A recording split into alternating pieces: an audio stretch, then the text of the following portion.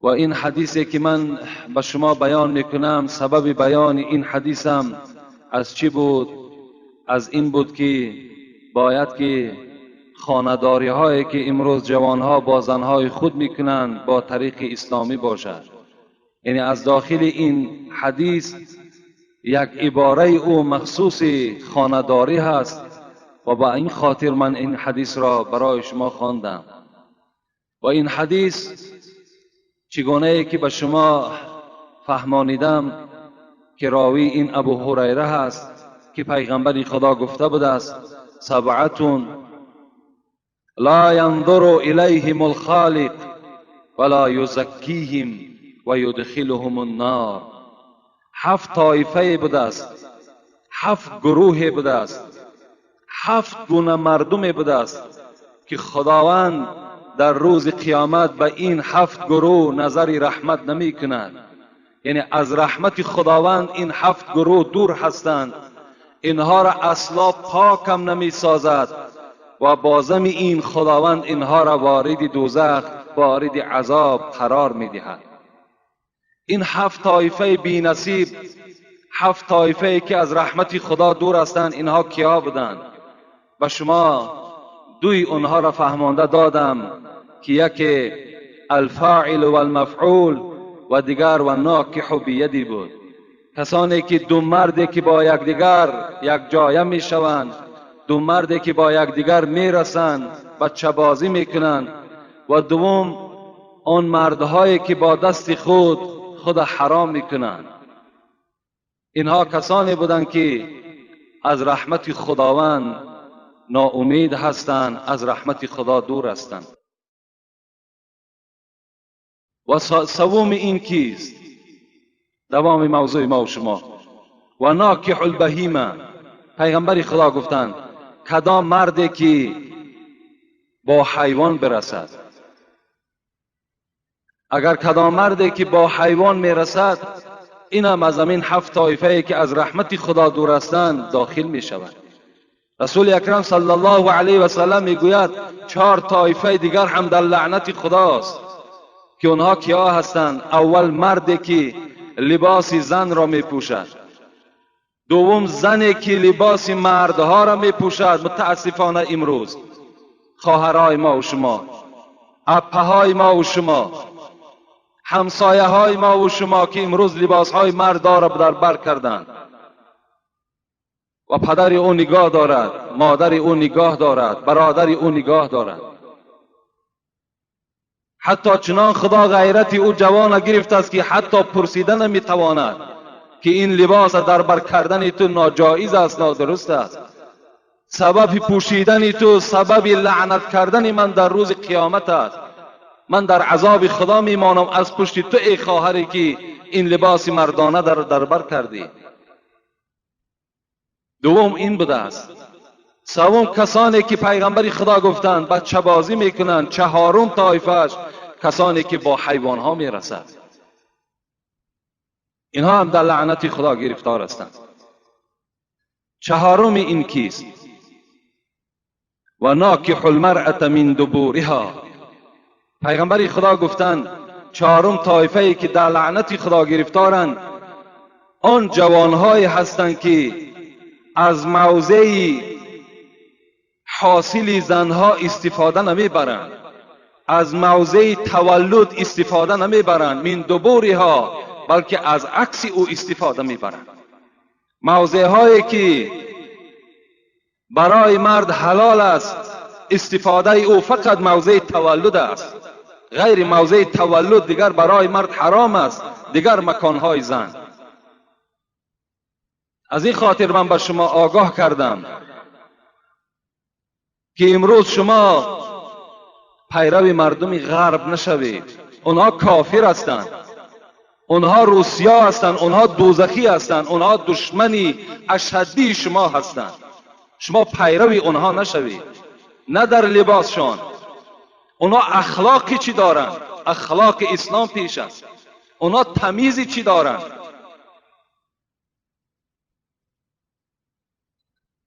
الحمدلله که امروز قرآن ما و شما چه برنامه های نیک دارد کتاب داریم که از همه کتاب‌های دنیا بهتر است. پیغمبر داریم که در همه ساحه زندگی ما و شما برای ما و شما خبر داده است. این باید ما و شما تعلیم اینها را برای خود وظیفه کنیم، نه اخلاق این مردمی غرب. رسول اکرم گفته ایستاده است 7 طایفه که از رحمت خدا ناامید هستند، دور هستند، اونها را خدا پاکیزه نمیگرداند، بازم این وارد عذابشان میکند. اون جوانی هست که در دیگر موضعهای زن از دیگر موضعهای زن استفاده میبرند. حتی رسول اکرم میگوید در دیگر حدیث من اتی حائزا او امرأة من دبورها او کاهنا فقد کفر بما انزل علی محمد صلی الله علیه وسلم. کسی که اگر زن در حالت حیض، در حالتی که کسل 3 روزه است یا از او زیادتر است، یعنی خون میبیند، اگر کدام مردی که در حالت حایض بودن زن با زن نزدیک میشود یا کسی که با غیر موضع تولد در دیگر موضع های زن استفاده میبرد، فقط کفر بما انزل علی محمد، با خدا قسم که وی به قرآن کافر است. پیغمبر میگوید که با تحقیق کافر است با آن کتابی که بر محمد نازل شده است. این کتاب چی است؟ این قرآن کریم است. با این کتاب کافر است جوانی که زن در حالت حیضش یا زن در غیر موضع حاصلش با او خانه‌داری میکنه. حتی در این حدیث کلمه کاهن هم استفاده کردیم که این لفظ پیغمبری ما و شما او کاهنن. اگر زنی که نزد جادوگر می رود ویم کافر است، گفت پیغمبری خدا. امروز این مصیبت هم بالای زنهای تمام مردم تاجیک آمدگی هست. در ما و شما میگویند که فلان مرد ملاگی کردن، لیکن این کلمه غلط است، این لفظ صحیح نیست، بلکه ملاگی دیگر است، جادوگری دیگر است. باید گفت که باید جادوگری کردن، نه ملاگی کردن.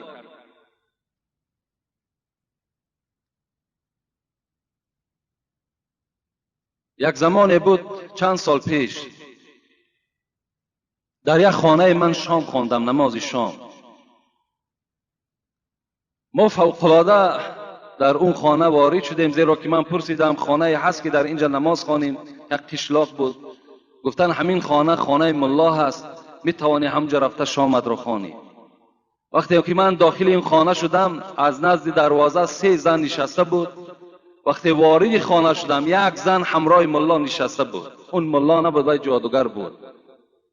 نشسته بود تا حال وقتی شام قریب که گذشته بود نصفش تا حال وی نماز شام نخوانده بود. وقتی من در آمدم گفتم نماز شام میخوانم، ویم از جاش شاید از شرم من خیست از پس من نیت کرد، ما شام خواندیم.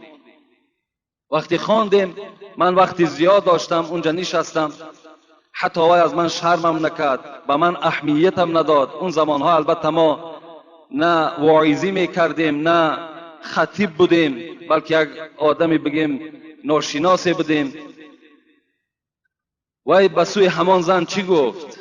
گفت این 7 سوزنی که در دست تو میدهم اینها را هر کدامش در 100 متر که رفتی پرتا و پست نظر نکن. و این تخمی که در دست تو میتون در بالای تخم هر کل حرفها و رقمها نویساندگی بود. اینا برده در زیر همون دیگدانی که خوراک میپزین و یا میکنی، خسور و خوشتامن و شوهری تو باید درک نیابد و یا در زیر وی میگرانی. هر گاهی که اگر در زیر همون دیگدانچه علاو میکنن چند قدر محبت شوهر به تو باز زیاد میشود. اون زن تبسم کردن، با یکدیگر چقچق میکردن، میخندیدن. در حالت رفتن باز چند مقدار پول در پیش این کس گذاشت و خسته رفت. لیکن من چی میگویم؟ من میگویم این خواهری که اولا رفته این گناه جادوگرها را باور میکند. اولا جادوگر که خودش کافر است. در اسلام حکم جادوگر فقط کشتن از قتل است و خود این کسی که رفته سخن او را باور میکند و هم کافر است.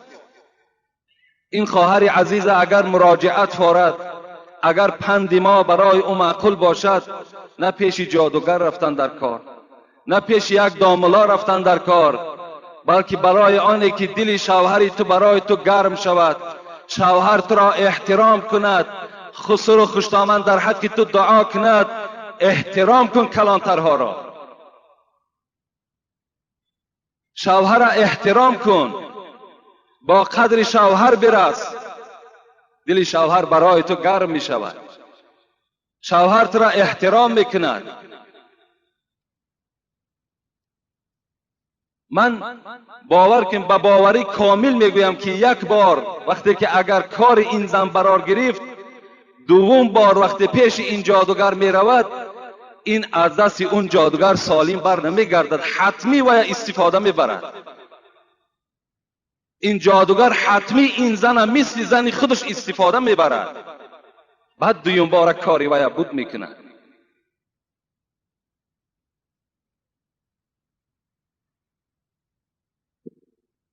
چی مصیبت کلانی هست که زنها امروز چی دواها دارند.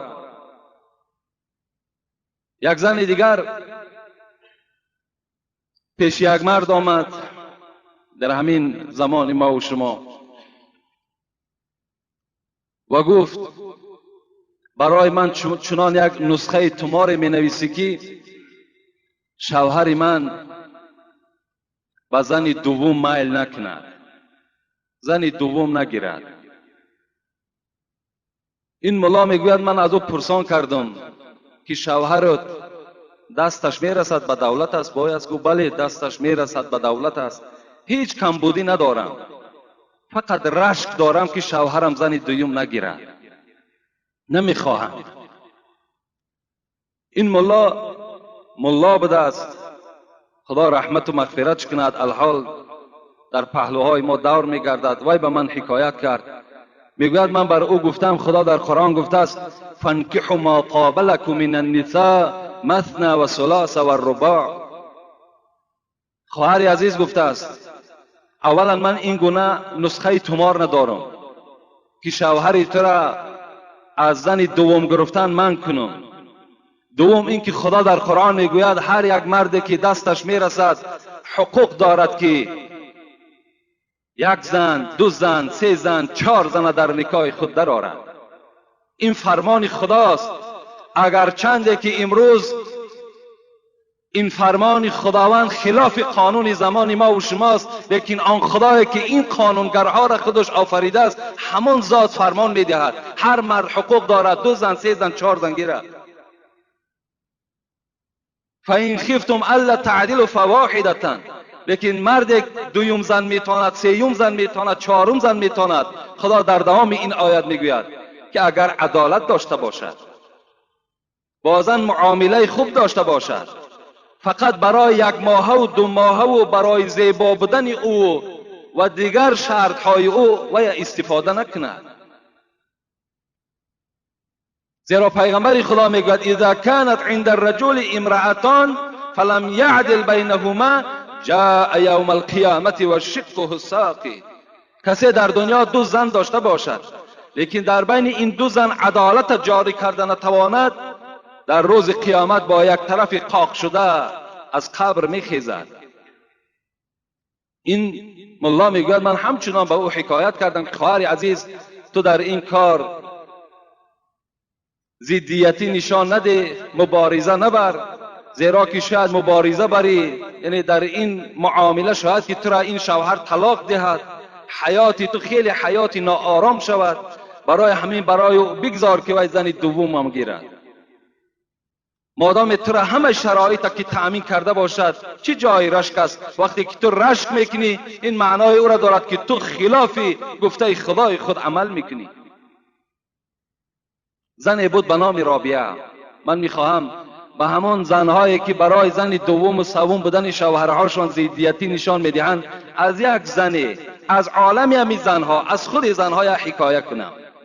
شاید که این سخن من بر همان گوش همان خواهرها و اپه‌های برسد که مثال شوهرای آنها 2 زنه باشند، 3 زنه باشند. این جنایت نیست در اسلام.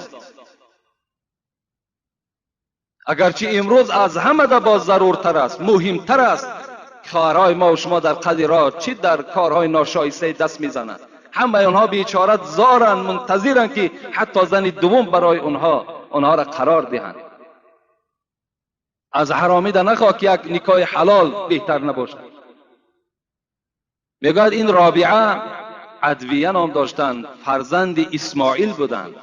مردم شام ادویهش میگن همین رابعه را. باره میگوید احمدی فرزند حواریه را نزد خود فریاد کرد. گفت ای حضرت احمد. حضرت احمد بسیار یک اولیاء متقدمین بود، شبان روزان در عبادت بود. رابعه هم از او کمی نداشت. گفت احمد، گفت من میخواهم تو را شوهر خود قرار دهم. احمد میگوید گفتن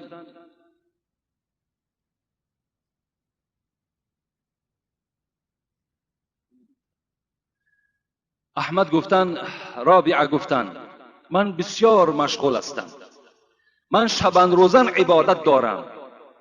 من میترسم که وقتی که اگر زنی را در نکاح خود درآرم، شاید که در عبادت من خلل پیدا شود، شاید که من دیگر عبادت ها پره انجام دادن نتوانم. رابعه گفتن احمد گفتن من از تو هیچ کمی ندارم در عبادت. من هم مثل تو شب و روز عبادت دارم. من هم از روی شهوت داشتنم تو را شوهر خود انتخاب نمیکنم. شهوتی منم بلند نیست، لیکن من شوهر پیشینه من از دنیا گذشت. بی نهایت با دولت مرد بود، مالی بسیار در خانه من میراث مانده است. من میخواهم که این مال میراث شوهرم را ای احمد، تو که دوست خدا هستی، تو که یکی از عابدان در راه خدا هستی، میخواهم به تو دهم و رفیقان تو که همه اولیاء الله هستند میخواهم به آنها دهم و با این راه به آنها شناس شوم و با برکات این رفیقان تو به خدا نزدیک شوم.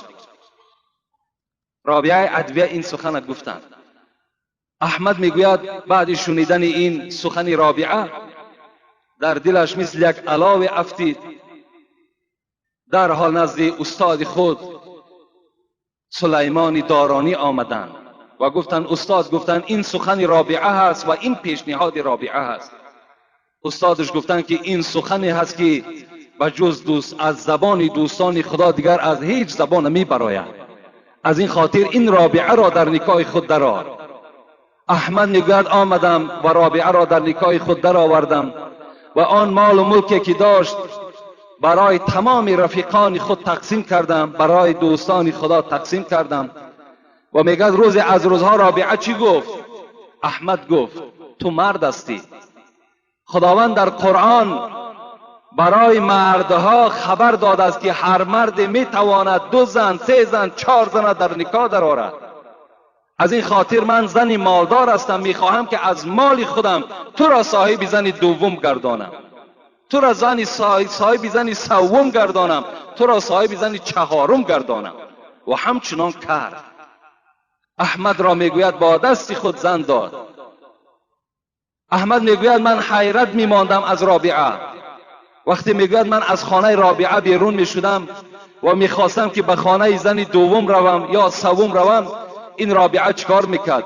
در حال میگوید لباسهای مرا خوشبو میکرد، سر و ریش مرا شانه میزد، بدنهای مرا پاکیزه میکرد و میگفت که با این زیباگی، با این بوی خوش، با این قوت کاملا نزد زن خود رو تا که وی تحقیر نکند که زن اوله تو به تو اهمیت نمیدهد. با این گونه حالت ها ببین زنها روزها گذرانیدند.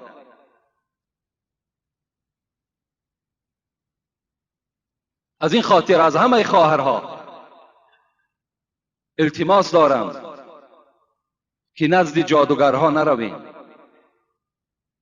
برای بهبودی زندگیتان برای شما بهترین راه وجود دارد.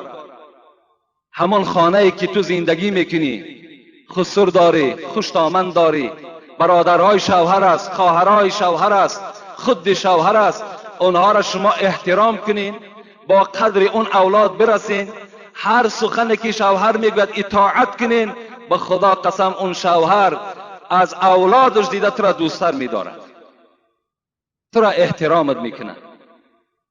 و این نسخه های اونها دروغ هستند، اونها تأثیر ندارند. در بعض کتاب ها دوستان خدا میگویند که کسان جادوگر شده میتوانند که هیچگاه باید که اونها با تن حلال نگردند، یعنی دائم باید با جنوب باشند. در آن صورت نسخه اونها تأثیر میکنه، زیرا اونها کافر هستند. از این خاطر از خواهرها خبر میدیم که یک بانگ خطر است، نسخه گیرید یک طرف در همون خانه تو را استفاده میبرد، چی شرمندگی میشود، حیاتی تو تلخ میشود. دیگر چی هست؟ دیگر دوام حدیث پیغمبری خدا، پیغمبر گفتند دیگر شخصی که در لعنت خدا گرفتار است، این والظان بالحلیلة جاری، و دیگرش والمؤذی جاره حتی یلعنه. اینا هر دوش قریب از روی معنا یک معنا دارند. یک تای این کسی هست که با زن همسایه زنا میکنه، یعنی یا از نبودن شوهری او استفاده میبرد، یا دیگر حالت ها را استفاده میبرد با زن همسایه وقتی که زنا میکند. این هم از همون 7 طایفه هستند که در لعنت خدا گرفتار هستند. و دیگرش آزاردهنده همسایه، کسانی که همسایه را آزار میدهند، اونها هم در لعنت خدا گرفتار هستند. پیغمبر خدا میگوید 3 بار این لفظ تکرار کردن، والله لا یؤمنو، والله لا یؤمنو، والله لا یؤمنو. قسم به خدا گفتند که ایمان ندارد، ایمان ندارد، ایمان ندارد. قیل من یا رسول الله، گفته شد از جانب صحابه های پیغمبر، ای پیغمبر کی هست که ایمان ندارد؟ پیغمبر خدا گفتند الذی لا یأمن جاره بوائقه، کسی که همسایه دارد لکن از شر او، از ضرر او ایمن نیست، این ایمان ندارد. گفتم پیغمبر یعنی یک همسایه داری که هیچ جا سفر کرده نمیتوانی از دست بدبختی همون همسایه را، چه از روی زبانش، چه از روی دستش، چه از روی افعال بدش، چه از نیتهای بدش، دائم ترسان است که شاید که با زن من، شاید با دختر من، شاید با فرزندهای من ضرر این همسایه برسد. اگر این گونه همسایه در پهلوی ما و شما باشد، پیغمبر گفتند قسم به خدا گفتند این همسایه ایمان ندارد. این بود این حدیثی که دوامی حدیثی که برای شما از جمعه پیشین بود خبر دادم و میخواهم که دوام موضوع احترام شوهر را برای شما خبر دهم. دیگر حقی که شوهر بالای زن دارد، این من حقه ان لا تعطی شیئا من بیته الا باذنه، فان فعل ذلك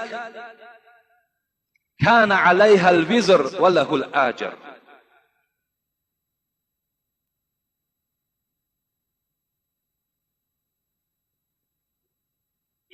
پیغمبر چی گفتند؟ گفتند دیگر حقی که شوهر بالای زن دارد این است که از خانه شوهر، از مال شوهر، از مال خانه چیزی نه به خویش خودش، نه به خویش شوهرش، نه به همسایه ها تقسیم نکند تا اگر اجازت شوهر نباشد. بس اگر اجازت شوهر را ناگرفته از مال خانه با کسی اگر چیزی دهد، پیغمبر گفتند کان علیها الوزر، در این دادگی که این زن داد، اگر چی با نیت صدقه داد، با نیت خیر داد، پیغمبر خدا گفتند این زن در نزد خدا گناهگار شد وله الاجر، ثواب این خیر احسان در نامه اعمال شوهر نویسانده می شود. زیرا که این زن به اجازت شوهر مال شوهر، مال خانه را با همسایه یا خیش قومیت شوهر یا از خودش تقسیم میکنه. در این زن البته گناهگار است. حتی رسول اکرم میگوید در دیگر حدیث ها که لا یحل لامرأة ان تطعم من بیته الا باذنه فان اطعمت بغیر اذنه کان علیها الوزر وله الاجر. اگر زن در خانه طعام بپزد یا اینکه چندین نفرها را در خاندان شوهر فریاد زند از زنها، لیکن شوهر درک ندارد، در این خیر احسان کردگی زن گناهگار می شود و ثواب اون خیر احسان پیغمبر خدا گفتند در نامه اعمال شوهر نویسانده می شود. یعنی زنها هیچگاه حقوق ندارند حتی سوزن را از خانه به اجازت شوهر با کسی دهند. باید هر کاری که میکنن با اجازت شوهر باشه. پیغمبر خدا چه حدیث های مبارکی گفتند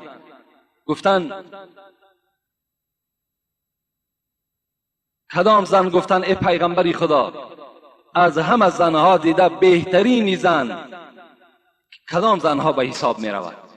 پیغمبر خدا گفتند اذا نظر الیها زوجها سرته و اذا امرها اطاعته و اذا غاب عنه حفظته فی نفسها و ماله. پیغمبر خدا گفتند بهترین زن همان زنی هست که وقتی شوهر اگر به چهره وی نظر کند، چهره وی چنان یک چهره کشاده باشد، یک چهره خندانروی باشد که شوهر از دیدن او خوشنود شود. یعنی در چهره زن وقتی که شوهر نظر میکند خود عبادت است. وقتی شوهر به جانب چهره زن نگاه میکند، زن در این نگاه شوهر الله ثواب میگیرد، با شرطی که اگر چهره زن خندانرو باشد، با یک دهان خنده شوهر اگر پیشواز گیرد. لیکن وقتی که شوهر می آید و این زن با یک قوقها و با یک روی ترش اگر شوهر قبول سازد و در لعنت خدا گرفتار می شود. زیرا سعدی را خدا رحمت کنه میگوید به زندان قاضی گرفتار به اگر در خانه بینی در ابرو قاضی که خیلی زندانی پر وحشت و پر عذاب است، گفته است همان زندان برای مرد بهتر است وقتی که اگر در چهره زن او ابروهای گره بسته میبینی، وقتی که ابروی وی چهره وی ترش است و شوهر با دیدن او ناخشنود می شود، ناراحت می شود، از این گونه زن نگاه کردن همان زندان قاضی بهتر است. رسول اکرم گفتند بهترین زن همان زنی که با دیدن او مرد خوشنود می شود. بهترین زن در دوام حدیث گفتند همان زنی هست که اگر مرد او را فرمان دهد و فرمان شوهر را به جا بیارد، دیگر زبان درازی نکند، دیگر عقلکی نکند، دیگر گپگردانی نکند، هر امری که شوهر برای او امر میکند باید که اطاعت کند. این بهترین زنها هست. و در دوام پیغمبر خدا گفتند بهترین زنها همان زنهایی هستند که وقت شوهرهای اونها غایب هستند اونها مال شوهر را محافظت میکنند، با کسی نمیدهند به اجازت شوهر، و نفس خودشان هم محافظت میکنند تا آمدن شوهر. این دوم حق. سوم حق چی است؟ ان لا تصوم تطوعا. سوم حق که شوهرها بالای زن دارند الا باذنی. زنها حقوق ندارند روزه نافله دارند تا اگر شوهرها به اونها اجازت ندهند. یعنی اگر زن ماه رمضان باشد و شوهر به او امر کند که روزه نگیر، این حالت در شوهر اطاعت نمی کند، زیرا روزه این امر خدا هست، فرمان خدا هست.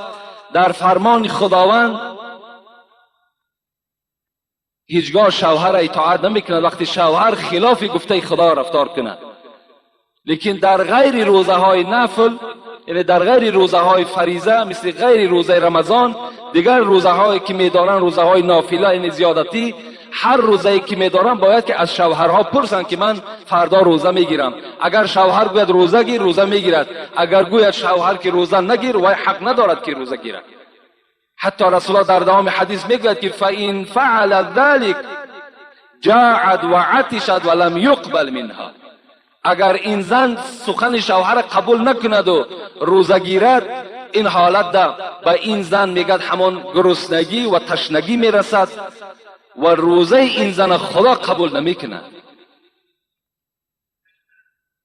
دیگر حقی که شوهر، من مختصرا برای شما بیان میکنم تا که این جمعه این صحبت انجام دهیم. چهارم حقی که شوهر بالای زن دارد این است که ان لا تخرج من بیته الا باذنه. از خانه شوهر بیرون نشود تا اگر اجازت شوهر نباشد. اگرچه پدر او وفات میکند، مادر وی وفات میکند، برادر وی وفات میکند، دوگانه وی وفات میکند، همسایه پهلو بودگی وفات میکند، وی حق ندارد که از خانه بیرون شود تا وقتی که اگر اجازت شوهر نگیرد. زیرا که وی اگر، رسول اکرم میگوید فإن فعل لعنتها الملائکة حتی ترجع الى بیتها او تتوب. اگر به اجازت شوهر کجای از خانه بیرون شود رود، در لعنت ملائکه ها قرار دارد تا وقتی که به سوی خانه میگردد و توبه به سوی خدا میکند و شوهر راضی میگرداند. تا این زمان در لعنت خدا هست. زمانهای پیغمبر بود. این حکایه را شاید شنیده باشین. یکی من برای شما باز موردی حکایه آمد سخن میکنم. زنی بود میگوید به نهایت زنی مسلمان بود، پدر و مادری مسلمان داشت و یک شوهری داشت که وی تاجر بود، سوداگر بود. البته سوداگرهای اون روزه مثل الحال نیست که سحر میرفتن بیگاه گشته آمده به خانه برسند. اون زمانها 3 ماه و 6 ماه و 1 سال برای سودا از مکه بیرون می شدن، از مدینه بیرون می شدن، به سوی دولت‌های یمن برای تجارت می رفتن. این زن میگوید در خانه بود، شوهر به او امر کرد که من فردا به تجارت می روم، لیکن برای تو یک امر میکنم که تا آمدن من از خانه بیرون نمی شوی. هر مشکلاتی که بالای تو می آید خانه را ترک نساز. زنهای اون زمانه اطاعت میکردند، سخن شوهر را قبول میکردند. این مرد میگوید خلاص من مختصرا حکایه میکنم. این مرد میگوید گرفتن همان توشه و آن اسبابی که برای راه لازم بود برای خود گرفتن و از خانه بیرون شدند. از بین میگوید شاید هفته گذشت یا ماه گذشت که به ناگاه برادر این زن، اکه این زن دوان آمد، گفت خواهر عزیز، گفت پدرم گفت در حالت نزع جان است و دعوت کرد که آمده از من عیادت کند، از من خبر گیرد.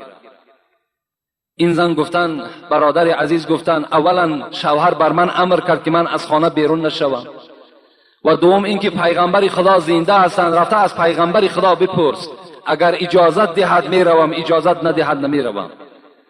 میگوید این برادر آمد در نزد پیغمبر خدا، پرسیدن گفتن پدرم در حالت نزع جان است و از خواهرم پرسان دارد، اجازت میدهی یا نه؟ پیغمبر خدا چی گفتن؟ اطیعی زوجکی.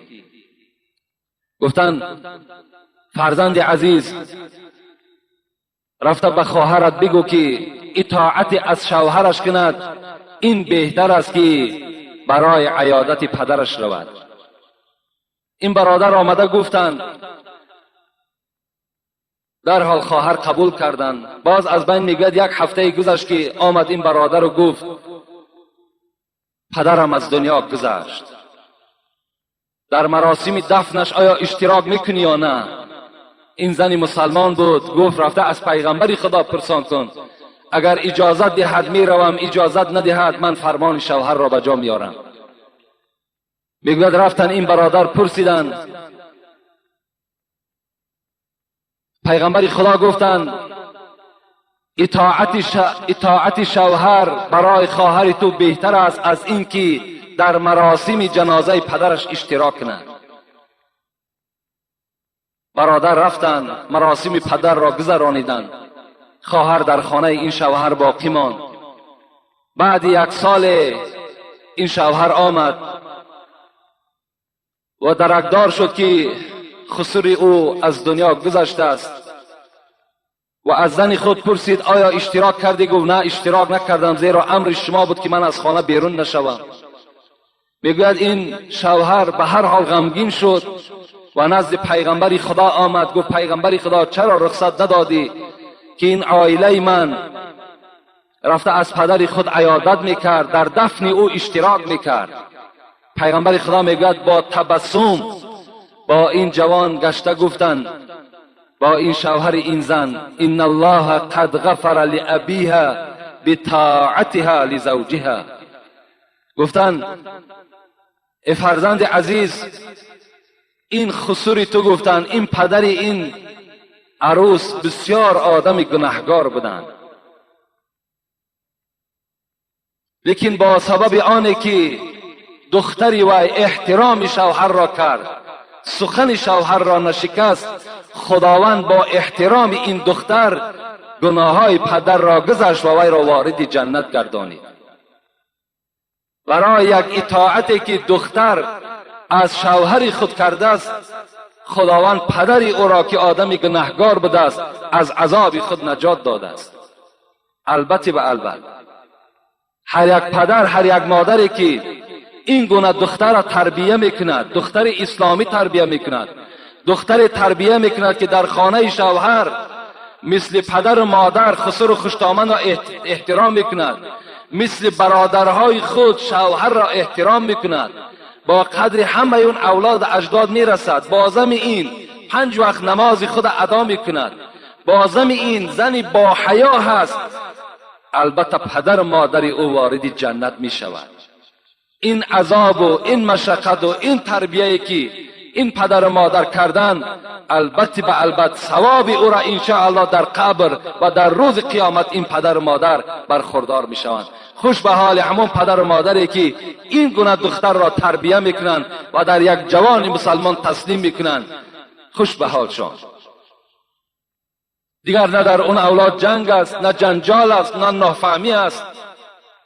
اکثر این جنجال ها و اکثر این طلاق ها و اکثر این نافهمی هایی که در اولاد این دو جوان در عائله پیدا می شود، در زندگی این دو جوان پیدا می شود، این سبب بد اخلاق بودن یا زن است یا همون پسر است.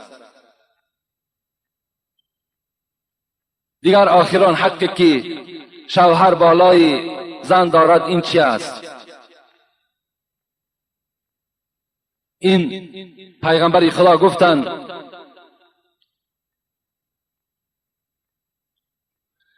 ولکم علیهن الا یؤتین فروشکم احدا تکرهون.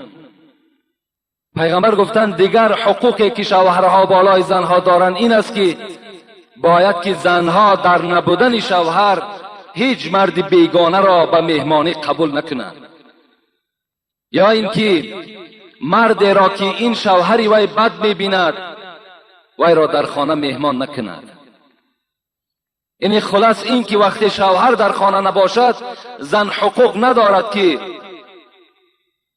از مردهایی که رفیقهای شوهری هستند اونها را در خانه همچون مهمان قبول بسازد. اگر مبادای فرزندهای با بالغ دارد، فرزندهای با عقل بچه داشته باشد، مرحمت، میتواند که اون بچه ها این مرد در این خانه قبول کنند، مهمان نوازی کنند. لیکن وقتی نباشند باید که این زنها حقوق ندارند که پیش اونها برآمده مرحمت شوهر من نباشد، خانهش هست گفته این گونه البته معامله با اون مردها نکنند، زیرا که در اون خانهش هست لیکن در اون خانه چنان کارهای انجام می‌یابد که لعنت خدا بالای شما میبارد. این معامله نیک نیست، این شعار نیک نیست. اولا اون مرد باید خود عقل کند که در خانه مردینه نباشد، باید داخل نشود. میپرسی که شوهرت هست فلانی هست، میگوین نیست. اگرچه تکلیفت میکنم پس گرد داخل نشو، زیرا اونجا برای تو یک خانه فتنه میشود. رسول اکرم گفتن لا تدخلوا علی المغیبات فإن الشیطان یجری من احدکم مجری الدم. بین رسول اکرم میگوید وقتی در خانه ای که شوهرها نباشند، مردها وجود نداشته باشند، شما این مردها داخل اون خاندان نشوین، زیرا شیطان در وجود شما چنان داخل می شود که مثل که خون در داخل رگ می گردد. چلی که خون در داخل رگ داخل می شود، حرکت می کند، این چنین شیطان در وجود شما وسواس پیدا می کند. باید که شما مردای عزیز، برادرای عزیز، در خاندانهایی که نباشند داخل نشوید. هیچگاه این کار برای خودم کار مقبول نشمارید. حتی رسول اکرم گفتن ایاکم والدخول علی النساء، بر همه شما ای مردها واجب است این که در خاندانی که زن تنها باشد شما داخل نشوید. فقال الرجل من الانصار، میگوید وقتی پیغمبر این سخن گفتن، یک مرد از انصاری از جای خود خیست، گفت پیغمبری خدا ارأیت الحمو، اگر به شرطی که برادری زن باشد یا دادری زن باشد یا بچه عمکی زن باشد یا بچه تقای او باشد یا همسیفی او باشد، در این چی میگوی ای پیغمبر؟ رسول الله گفتن که الحمو الموت. یوسف قرضاوی هم این بسیار خوب تحلیل کردن، گفتن این نفرهایی که تو نامبر کردی اینها مرگ هستند برای زن. گفت یعنی اینها گفت با فتنه نزدیکتر هستند از بیگانه دیدن. اگر بچه عمک او میگوید وقتی در خانه او میمان شود در نبودن شوهر او، این زن به طریق اولا با او سلام میکند، با او صحبت میکند، با او یک جا مینشیند، این حالت فتنه به آنها نزدیکتر است از او که یک مرد بیگانه داخل میشود. حتی که امام مازری در تفسیر این حدیث میگوید که الحمو، پیغمبر گفته است اینجا پدر عروس در نظر دارد. حتی میگوید که همون زن پدرش در نبودن شوهر اجازت نیست که مهمان خود قبول کند. امام مازری میگوید این من به اون جهت به شما گفتم که وقتی پدرش در حالت نبودن شوهر که در این خانه حاضر نشود، پس برادری او، بچه عمک و طلبه و دیگر با طریق اولا جایز نیست که با او هم نشینی کند. بسیار فتنه کلان است. اینا هستند حقوقهای شوهر بالای زن. رسول اکرم گفتن ثلاثتون لا ترفعوا صلاتهم فوق رؤوسهم شبرا. سه طایفه هست که اگرچه نمازم که خوانند، نماز اینها از بالای سرشان یک وجه بالا نمی رود. یعنی وقتی ما و شما نماز میخوانیم، عبادت میکنیم، این عبادت های ما و شما را ثوابش پرواز میکند نزد خداوند برای قبول میرفتند، اینا را ملائکه ها میبردند. لیکن برای سه طایفه عملهاشون از ثوابشون از بالای سرشون یک وجه بالا نمیبرند. یعنی مقصد اینها عملهاشون قبول نمیشوند. اینا کیا هستند؟ یکم رجل اما قوما و هم له کارهون، یکم مرد در یک دهه، در یک مسجد، در یک شهر، در یک ولایت ملا هست، پیشوا هست، لیکن مردم وی نمیخواهد، مردم وی بد میبینند، زیرا وی در اصل سله و جلک دارد، لیکن داخل وی بسیار سیاه است، بسیار فاسق است، هیچگاه برای اسلام خدمت نمیکند، فقط ظاهری وی ملا است، باطن وی بسیار چرکین است. مردم وی بد میبینند، نمیخواهند که در محراب وی باشد، نمیخواهند که از پس وی نماز خوانند، لیکن وی چی به زوری حکومت باشد، چی به زوری مثال پولداریش باشد، چی به زوری فرزند خیش قومیتش همین محراب از خود کرده است، این گونه امام ها را پیغمبر خدا گفتند در لعنت خدا گرفتار هستند. لعنت به آنها. من هم میگویم، زیرا رسول اکرم میگوید ابکو علی دین اذا ولیه غیر اهلی، بر همین دین اسلام گریه کنین ای امت اسلام وقتی پیشوای شما نابکار باشد، وقتی ملای شما فاسق است، وقتی پیشوای شما در علمش عمل کننده نیست، وای فقط تلف مسلمان میخواهد، با دین تان گریه کنین که دین شما در زیان میارد. همه دعا کنین که خدا این خیل ملا را از این محراب خدا دور کند. خداوند این خیل ملا را سرنگون کند. اینا باید شما در همه دعاتان کنید. خداوند باید به شما پیشواهای دید که غمخوار اسلام باشند، دلسوز اسلام باشند، نه بدخواه اسلام. این گونه ملاها داره ما و شما. یکم گفتن پیغمبر این است که در لعنت خدا گرفتار هستند و ثواب اینها را خدا قبول نمیکنند، نمازهای اینها را. دوم کی است؟ و امرأة باتت و زوجها علیها ساخط. این پیغمبری در بعض روایت غضبان هم آمده است. یعنی دوم زنی که در یک خانه با شوهر خود زندگی میکند، در یک پهلوی شوهر خواب است، با یکدیگر قهری هستند، با یکدیگر ملال هستند. شوهر بالای از اون زن ناراضی هست. این زنها هم در لعنت خدا گرفتار هستند. شبان روزن نماز خوانند، نمازشان در نزد خدا قبول نیست. سوم و رجل متصارمان گفتم پیغمبر، دو مردی که با یکدیگر قهری هستند، مسلمان هستند، در یک مسجد نماز میخوانند، در یک دهه زندگی میکنند یا در یک شهر زندگی میکنند، هر دو الحمدلله مسلمانی میگویند، لیکن هر دوش قهری هستند، با یکدیگر سخن نمیگویند. اینها در لعنت خدا گرفتار هستند. نماز اینها را خداوند قبول نمیگرداند. باره میگوید پیغمبر خدا خانه فاطمه آمدند. فاطمه را بسیار دوست می‌داشتند. میخوام با همین حدیث موضوع امروزه را انجام دهم. جاء رسول الله صلی الله علیه و سلم الى بیت فاطمه ولم یجد علیا رضی الله عنه فقال یا فاطمه این ابن عمک. میگوید بار خانه فاطمه آمدن، گفتن ای فاطمه، ای جگرگوشه من، چرا در خانه علی نیست؟ یعنی علی شوهر فاطمه بود، داماد پیغمبر بود. حضرت فاطمه شفاعت کننده کل زنهای امت اسلام گفتند ای پدر بزرگوار، گفتند کان بینی و بینه شیء فغاضبنی و ذهب لا ادری این ذهب. پدر بزرگوار گفتند الحال گفتم بین ما شاید یک ساعت پیش یک جنجال شد، ما با علی جنجال کردیم، نه مثل جنجال های امروزه. بعض جوان مسلمان خدا پدر و مادرش رحمت کنند میگوید که زن من میگوید در دهن تو من فلان کنم. خدا ترا بدبخت میسازد، خدا ترا روسیا میسازد، تو نام مادری را رسوا کردگی هستی. این گونه غضب در بین علی و فاطمه نبود.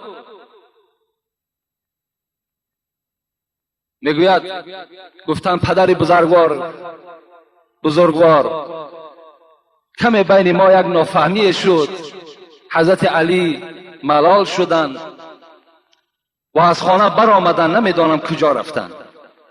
رسول اکرم میگوید غضبناک شدند، گفتند یا فلان انظر این علی. میگوید سر از خانه بیرون کردن، یک امت را فیراد کردن، گفتند ای مرد کنی تفتیش کن علی کجا رفته باشد. میگوید این مرد دوان آمدن، گفتند یا رسول الله هو فی المسجد. ای پیغمبر خدا علی گفت در مسجد خواب است. گفت مسجدهای اون زمانه این گونه قالین ها نداشتند، از خاک عبارت بود. رسول اکرم میگوید وقتی من داخل مسجد شدن، پیغمبر خدا دیدن که حضرت علی بالای خاک خواب است. آمدن میگد و پشت و چهره علی را میگه از خاک تازه کردن، زیرا رسول اکرم گفته است من احب علی فقط احبنی و من ابغض علی فقط ابغضنی. کسی علی را دوست می‌دارد به تحقیق مرا دوست می‌دارد، کسی علی را بد می‌بیند به تحقیق مرا بد می‌بیند. علی را دوست می‌داشتند. میگوید یگانه آدمی بود که در حالت غضب پیغمبر با پیغمبر صحبت میکرد، این علی بود. بسیار علی را دوست می‌داشتند. آمدن میگه چهره و پشت و روی او را تازه کردند و گفتند قم یا ابو تراب، این کنیت، این لقب بود که پیغمبر بر علی گذاشت که این کنیت، این لقب با علی بسیار خوش آمد. چی گفت؟ گفت خیز، گفت ای مردی که در خاک گفت آغشته هستی، خیز ای پدری خاک. وقتی علی شنید از جای خود خیز، احترام میکرد پیغمبر را و دست علی را گرفت و به خانه آمدند. وقتی وارد خانه شدند و دیدند که در چهره پیغمبر که دیگرگونی هست، فاطمه در حال حس کردند که پدرش از او راضی نیستند، ناخشنود هستند برای این کاری که نسبت شوهر خود علی کرده است. در حال میگوید فاطمه دویدن از دست پیغمبر خدا قپیدن، گفتن پیغمبر پیش از آنی که علی از خانه من برآید، من نزد علی آمدم و پشیمانی خود پیش او اظهار کردم و طفت حوله 7 مرات، گرد علی 7 پیچ دور گشتم و گفتم ارضی عنی، و گفتم علی از من راضی شو، بالای من غضب نکن. من از علی این گونه مراجعت ها کردم و از من راضی شد، بعد از خانه من بیرون شد. رسول اکرم وقتی که این سخن از فاطمه که شنیدن این حالت میگاد، باز رسول اکرم خوشنود شدند و گفتند یا فاطمه والذی بالحق نبیا لو مت قبل ان ترضی علیا لم اصلی علیکی. رضاء زوج هو رضاء الله و سخط زوج هو سخط الله. ای فاطمه گفتند، ای جگرگوشه من، ای دختری من، گفتند قسم بر آن خدایی که پدری تو را به پیغمبری فرستاد، اگر تو پیش از راضیگی علی از دنیا میگذشتی لم اصلی علیکی، من نماز جنازه تو را نمیخواندم. یقین بدان گفت ای فاطمه که رضاگی شوهر رضاگی خداست و غضب شوهر این غضب خداست. این بود تعلیمات پیغمبر خدا نسبت دختری خود و نسبت تمام دخترهای امت خود. این معامله پیغمبر خدا هست. از همه خواهرای عزیز، مادرای عزیز، خواهش و التماس من همین است که با قدر شوهرها برسید. با شوهرها گپگردانی نکنین، شوهرها را به احترامی نکنین. چگونه ای که جمعه پیشین برای شما قید کردم، اگرچه این شوهرها در نزد شما قدر ندارند، قیمت ندارند، لکن حورهای جنتی چی گفتن؟ قاتلک الله فانه هو عندك الدخیل. شما را ای زنها خدا قتل کند، اینها در نزد شما موقت هستند، زود است که نزد ما می آیند. یعنی زود است که این جوانهایی که میبینیم چی پولدار هستند، چی بی پول هستند، چی حسنی خوب دارند، چی حسنی ناخوب دارند، اینها در نزد حورهای جنتی با قدر هستند. اینها در نزد خدای خود با قدر هستند. حضرت اصحمی میگوید در جنگل یک زنی را دیدم که به نهایت زیبا بود و یک زمان پس میگه شوهرش آمد، نگاه کردم به نهایت زیشترو بود. گفتم ای زنی زیبا، همین شوهری تو هست؟ گفت بله. گفت با همین زنی که چهره سیاه دارد، چهره بد دارد، ترش دارد، چی یک شکلی ناخوبه دارد، با این تو راضی هستی زندگی کنی؟ گفته حضرت اصحمی گفت این لفظ را دیگر تکرار نکن. این زنی زیبا گفت این لفظ را تکرار نکن. شاید که گفت این مرد در نزد خدا چنان کاری ثواب کرده باشد که این زنی زیبا را ثواب این مرد گردانیده باشد، و شاید که من در نزد خدا چنان یک معامله ناخوب کرده باشم که این مرد را عقوبت من گردانیده باشد. بین چی معامله، چی یک سخن زیبای از جانب زنها صدا میداد. از این خاطر همه شما باید که البته در رفتار زنهای خود دائم نظارت کنین و باید که زنهای شما را احترام کنن.